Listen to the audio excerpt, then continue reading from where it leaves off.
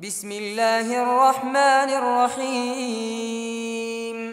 والفجر وليال عشر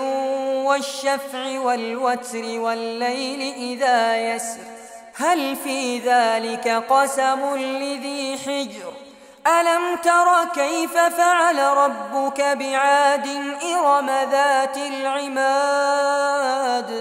التي لم يخلق مثلها في البلاد وثمود الذين جابوا الصخر بالواد وفرعون ذي الأوتاد الذين طغوا في البلاد فأكثروا فيها الفساد فصب عليهم ربك سوط عذاب إن ربك لبالمرصاد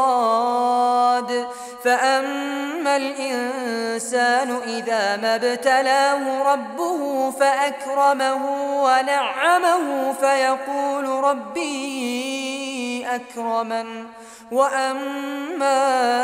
إذا ما ابتلاه فقدر عليه رزقه فيقول ربي أهانن كلا بل لا تكرمون اليتيم ولا تحاضون على طعام المسكين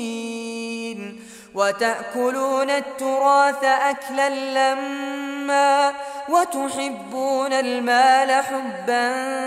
جما كلا إذا دكت الأرض دكا دكا وجاء ربك والملك صفا صفا وجيء يومئذ بجهنم يومئذ يتذكر الإنسان وأنى له الذكرى يقول يا ليتني قدمت لحياتي فيومئذ لا يعذب عذابه أحد ولا يوثق وثاقه